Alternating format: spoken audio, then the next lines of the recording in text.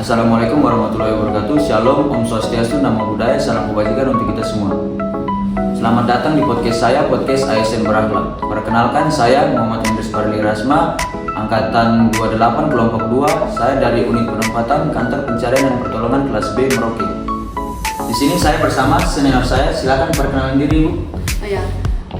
Saya selaku senior dari Hendris, nama saya Dewi Faras.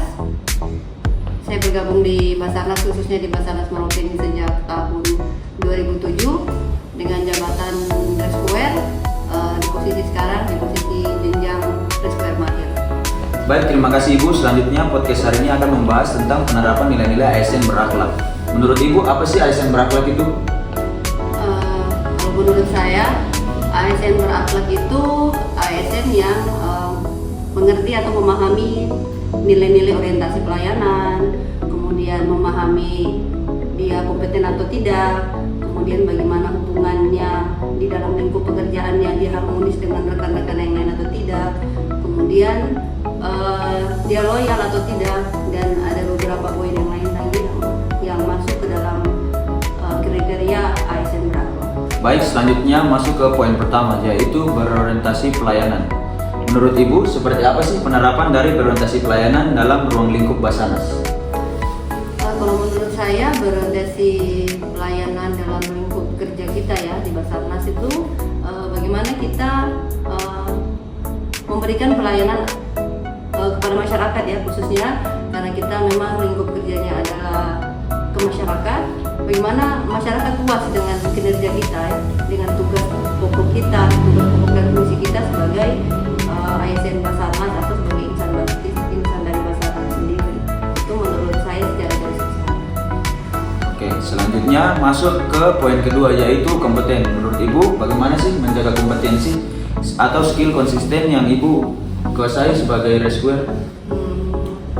Kalau kompeten sendiri itu kan kemampuan kita ya, skill kita. Jadi kalau dalam lingkup kita Basarnas ini, untuk menjaga kompetensi kita atau kompeten kita supaya kita dikatakan sebagai rescuer ya, khususnya rescuer yang kompeten, kita harus sering latihan ya.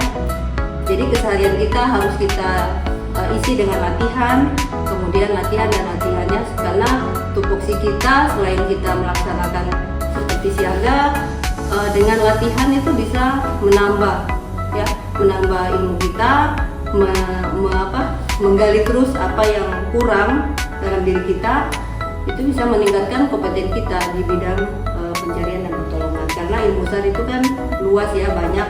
Jadi kalau kita tidak asah terus menerus, kompeten itu akan sulit kita kuasai atau sulit kita dapat sebagai seorang rescuer. Oke, baik, selanjutnya Ibu, yang terakhir kita akan masuk ke poin yang terakhir, yaitu kolaboratif. Menurut Ibu, kolaboratif sendiri menjadi poin besar dalam instansi Basarnas. Apakah Ibu setuju dengan statement tersebut? Kolaboratif. Kalau kolaboratif, saya sangat setuju ya. Itu sangat penting dalam tugas kita. Kenapa? Karena dalam pelaksanaan tugas pencarian dan pertolongan, kolaboratif itu penting ya. Karena kita tidak bekerja sendiri. Di mana Basarnas itu dalam melaksanakan tugas dan fungsinya, khususnya dalam pencarian dan pertolongan, kita membutuhkan namanya kerjasama dengan potensi ya. Karena contohnya di Merauke sendiri ya, khususnya di kantor kita di KPP Merauke, itu kan kita punya potensi ya. Ada potensi baik dari SAKA, baik dari instansi yang terkait ya. Itu bagaimana, kenapa itu sangat penting, dengan meningkatkan kolaboratif ya dalam pelaksanaan tugas, itu sangat membantu kita dalam pelaksanaan tugas pencarian dan pertolongan ya. Karena kalau misalkan kita minim personil, itu sangat membantu sekali kerjasama dari instansi terkait, dalam hal ini potensi kita ya. Makanya kenapa potensi itu juga diberikan pelatihan ya, jadi sangat membantu. Jadi dengan pelatihan yang mereka dapat dari kita, itu bisa membantu kita pada saat kita melaksanakan tugas kita ya dalam operasi pencarian dan pertolongan. Itu sih menurut saya ya. Baik, terima kasih Ibu. Baik, tibalah kita di penghujung podcast pada sore hari ini.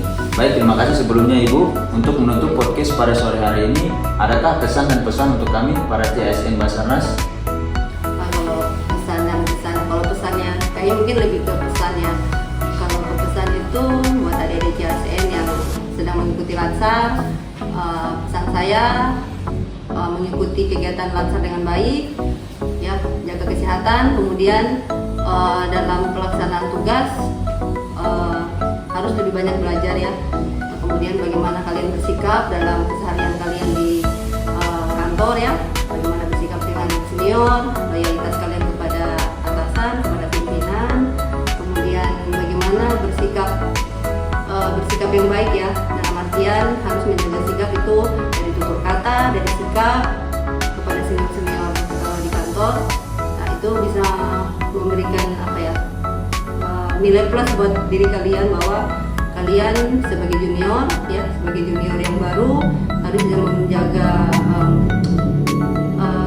etika kepada senior siapapun yang ada di kantor ya, baik dari segi umurnya senior ataupun dari segi kepangkatan. Itu saja. Kemudian banyak belajar aja ya, banyak belajar menggali ilmu dari senior. Jadi jangan cuma mau diajak saja, tapi pada saat ada senior melaksanakan kegiatan, ikutlah di situ, ikut nimbrung, ikut bertanya apa yang menurut kalian masih kurang, silakan digali dari senior. Karena intinya senior itu nggak pelit ilmu ya, dimana kalian mau belajar, pasti kita dengan sangat terbuka mengajarkan apa yang menurut adik-adik semua masih kurang di ilmu yang menurut kalian masih kurang. Demikian. Terima kasih Ibu atas waktunya untuk mengikuti podcast pada sore hari ini. Terima kasih. Assalamualaikum warahmatullahi wabarakatuh. Afiknam jagat samagram. Selamatlah alam semesta. We are family. Profesional, modern, terus.